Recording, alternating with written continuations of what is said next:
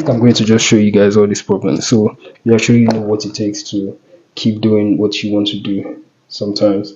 Because yeah, so this is a new position and I have my notes here with me because this is a different topic. This is actually not a different topic. We're actually talking about the same thing from before, but we're going to be delving deeper into it and trying to explore how to create consistency out of your curiosity, which many people might have a problem with because it's easy to say, oh, be curious and work with curiosity and don't get so caught up in being consistent when you want to start.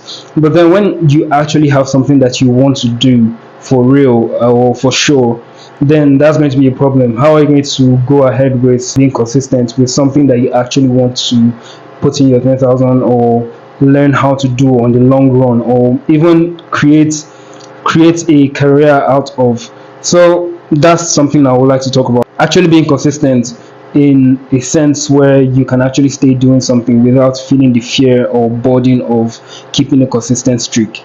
So sorry about that ramble. So number one way to go along with this is to develop an enthusiasm for learning in general. Now, like I said, in general, this is not about learning your work. This is not about learning something that you do for work or learning a skill that you feel like, oh, I'm going to need this skill in order to gain people's attention, or I'm going to need this skill in order to earn money from it.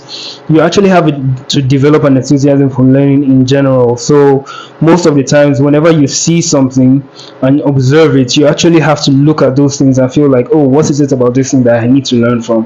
What is it about this thing? How exactly can I go around this? How does this person do this? How does Michael Jordan throw or dunk the ball into the basket? How does Steph Curry do it? How does LeBron James do it? How does Messi? Sorry, let me fix my camera. Keep in mind, this part is not about you becoming a guru at learning different things or at whatever it is that you learn.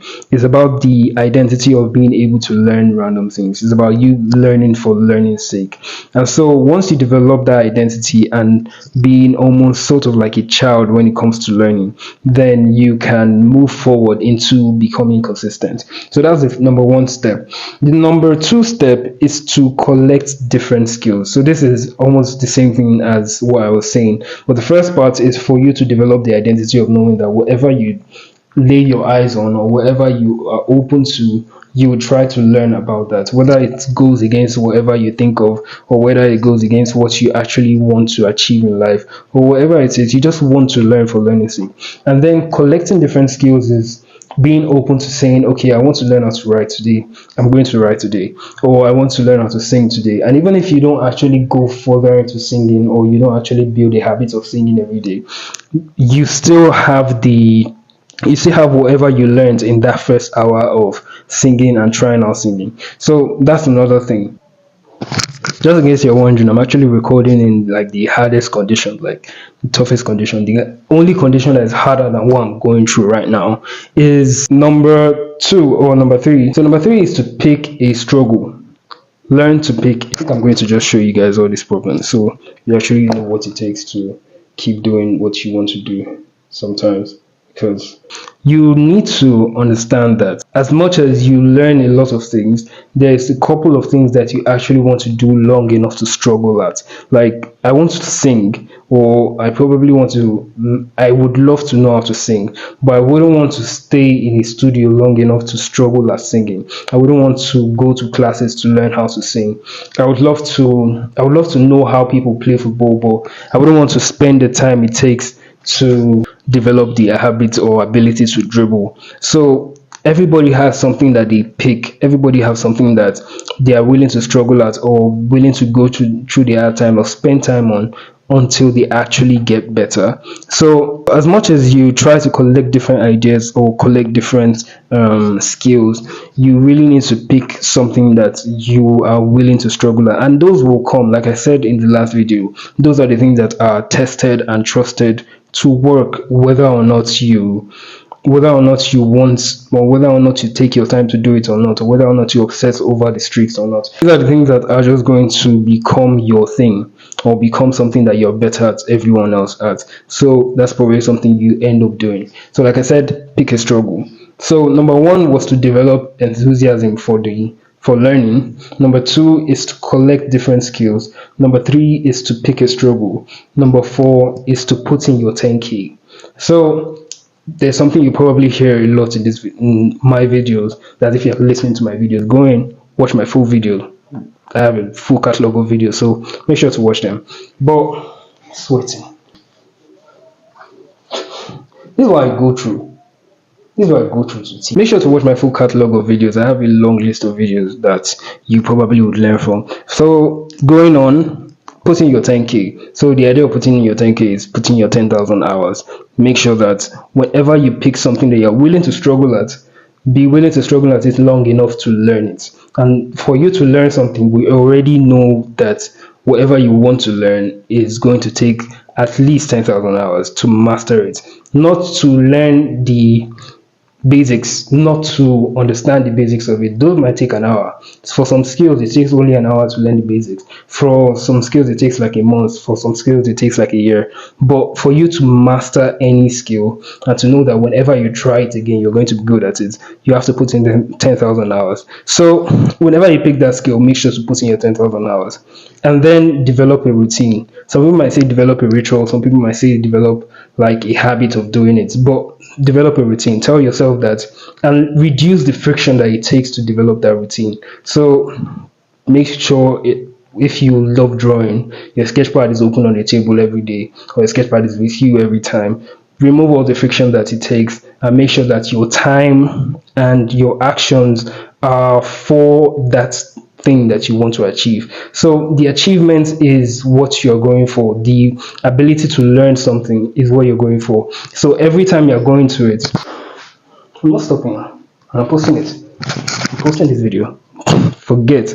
Anyways, so whatever it is you're learning, you need to develop a routine of doing that on a regular basis. Whenever you're going or you're clocking into the work that day, you're seeing it more as from a place of curiosity. Whenever you stop and you're going to bed and you're about to sleep, you're thinking of what else you're going to learn tomorrow, as opposed to clocking into work and clocking out of work. So like I said, creativity should not feel like a 9 to 5. It should feel like an exploration. It should feel like curiosity. It should feel like you finding out new things. Think about somebody like Michelangelo, who was so obsessed with creating that these people were willing to cut bodies. Like they were willing to open up, I don't know if that's allowed, but they were willing to open up bodies in order for them to learn from actual human anatomy or something. That was curiosity. Maybe an extreme level of curiosity, but curiosity nonetheless. So you should always explore your work from a place of curiosity. They probably didn't have a calendar and say every time I wake up in the morning I want to draw, or every time I wake up in the morning I want to paint, or I want to carve, or something like that. But at the end of the day, when you look at their work and you look at the catalog of their work, they probably did it every day for years on end, because they had a mindset of, I really want to learn how to do this thing. So whenever you're clocking into work as a creative, I'm not talking about being an entrepreneur or something, I probably would understand that they have the same process as well. But whenever you're clocking into work, coming with a level of curiosity, coming with a mindset of, what am I willing to learn today? The last part, and this is something that many icons have in common, is to develop the habit of being good at what you do. So if personally I'm an artist and I try as much as possible to be good at art, if I don't know maths, but if I ever had to become a mathematician, I expect to be good at mathematics. If I ever became a writer, I expect to be good at writing. If I ever became a footballer, I expect to be good at football, like playing football. So there's always a mindset of trying as much as possible to be the best at whatever it is that you do. And once you develop that mindset, consistency is so much easier, because you're not just clocking in just for the sake of it, or just for the sake of marking the attendance or the streak. You're not just going to school because you want to mark attendance. You're going to school because you want to be the best at school. You're going to school because you want to be the best at school. You want people to know that you are actually good at what you do. You're actually the best and you actually learn from the teacher or something and you really want to learn. So it's basically the same thing at school. When you go to classes, most times you're going in, you have to go in every day, or else they're going to say, oh, this person wasn't attending or something. But once you're going, you're not going with the mindset of I need to mark an attendance. You're going with the mindset of what is it I'm going to learn today? What are they going to tell me about what are they going to tell me about in biology class today that I haven't heard before? What are they going to tell me in business class today that I haven't heard before? And once you develop that mindset, it's always easier to go to school every day. So, like I said, keep in mind that that's something that you have to work with. I'm dying. See, I'm trying. Anyways, you're probably going to see this in the video, but the next part is the practical shifts. So now, guys, let's talk about some practical or mindset shifts that you need in order for you to approach consistency in the right way, which is through your curiosity and not as a way to mark attendance or pass a streak or something of that sort, which is through your curiosity and not as a result of chasing a streak or trying to pass a streak or mark an attendance in consistency. So we're going to break it down into the old consistency habits or the old consistency approach and the new consistency approach. So number one would be, instead of thinking I must create today so I don't break my streak, think of it as what small thing can I explore today? What small thing can I learn today? And number two is, instead of you thinking of focusing on productivity, or instead of you focusing on productivity, you should instead focus on the discovery. So you're not really thinking of, okay, I have to do today, I have to mark, I have to win today, I have to get two things done today. Instead, you're thinking, okay, what little thing, like the first part, what little thing can I come out with, or what little thing can I go to bed with today when I do this work? So every time you're approaching it from a place of curiosity. Number three is, instead of focusing on the accomplishments, you focus on the enlightenment. So you're not marking, like, it's almost the same thing as the first. You're not really marking it and saying, oh, I just got this, or I just achieved this. You're thinking, oh, I just learned this. So think of what the mindset shift is. You're thinking of learning, not achieving. Number three is, instead of you think that the output that you get or the product that you make from it has to be good, you're thinking, in a case where the output is actually bad, what did I learn? Is there a point to this? What did I gain from making this bad art, or what did I gain from making this bad music? Number five is, instead of thinking with this fear of failure or this dread of failing, you have to think of it with an excitement of experiment. So you have to think about experimentation and how excited you are of learning from what you do. Then number six is simple. Rather than pressure, think play. Rather than burden, think fun.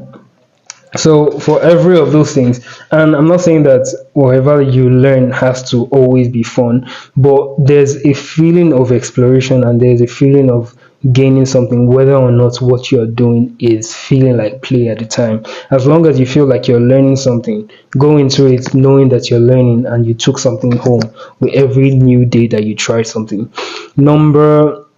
Now let's move on to another thing. So here are some questions that you have to ask yourself regularly every time that you clock into work. You don't necessarily have to always think of it, but this has to be something in your subconscious mind where you clock in and you think of something, and it helps you to go through your day or go through your learning process without actually getting too caught up in the idea of always doing something or always being productive. And that is, number one is, what tiny skill can I improve today, even if it is 1%? Whether or not you learn 1% of skills, whether or not you learn 10%, like I said, every hour that you spend doing something, you are taking something out. Every hour, especially when it's something new.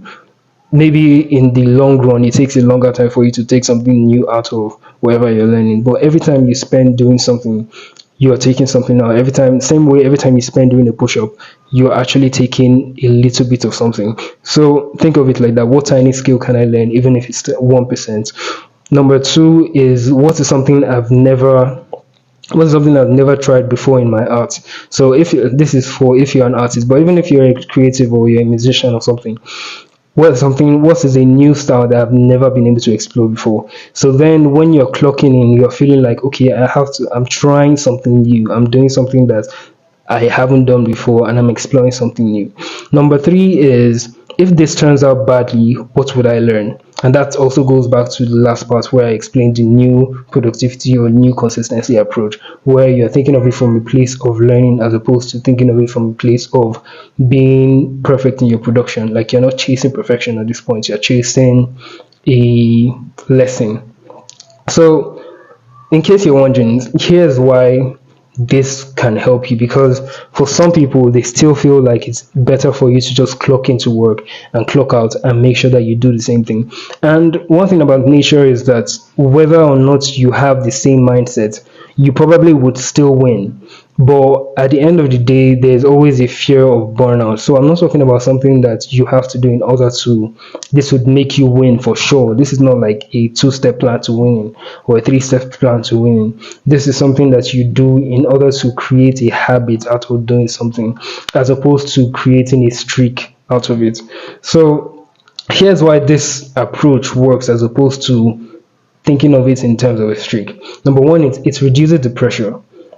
So for most parts, you really have that feeling of, okay, I have to do this, and this has to be better than what I did yesterday. It has to be good, it has to be good, it has to be good. And there's just this pressure, and that pressure can also lead to you procrastinating. And the moment that you procrastinate the first day, you are on a long run to constantly procrastinating and not doing the thing. So that's a problem. Number two is, it keeps the creation process exciting. Like I said before, I already explained that you creating on a daily basis can be very monotonous. But when you go into it with the mindset of, okay, I'm about to learn something new today, and it doesn't always have to be that conscious mindset of, I need to learn something new, because that can also get tiring. But once you approach your general mindset of, whenever I work, I'm learning something, whenever I do something, I'm learning something, that removes the fear of starting in the first place. Number three is, it trains your brain to explore. And like I said, once you do it on one lesson, like once you try something new from a process of curiosity, it gives you the mindset that you have to explore something else. Or whenever you see something else that you want to try, you also approach that from the place of curiosity. So that builds a mindset or a brain that makes you want to explore as opposed to makes you want to produce. So you're not a producer, you're an explorer when you are creative. Creation can get very weird, but once you realize that you're being productive or you're trying something new, then once you realize that you're trying something new, then creation can be much easier. Number four, and the last one, is it builds consistency. Like I said before, I used the example of being a child. Most of us learn something as kids, whether it's drawing every day or doing art every day or singing every day. Most of us did these things without needing to mark any attendance. It wasn't forceful. It wasn't something that we did with all our minds and all our heart and something, and feeling like we had to forcefully or chase ourselves in order to do something. But I think for some reason, as you grow and you become an adult, there's always more of a pressure to do something correctly. And once you have that pressure, you feel like, okay, clocking into work is now a job. So that exploration and that feeling of curiosity wasn't isn't going to be there anymore. And so at the end of the day, you don't really develop the consistency that you expect to have. You do it for like a week straight and you stop. But once you come from a place of curiosity, you approach it like a child and you always want to do it. You're always excited to do it. And consistency will come naturally. It is not a forceful thing. It will always come to you naturally if you change your mindset. So, like I said, that's something that you learned from being a kid, and just go back to it with a mindset of curiosity. And one way or the other, you'd learn how to retrain yourself to become consistent. Thank you very much for listening. I'm Info ID. If you like this video, please leave a like and subscribe to this channel. Make sure to watch other videos in the catalog that I have right now, and I would love to see you on the next video. leave a comment. Whatever you learned today, please leave a comment, leave a like. Make sure to let me know what it is you have a problem with as a creator, and I will make sure to answer them. Thank you very much for listening again, and I'm in for ID. Check out my other videos. Thank you.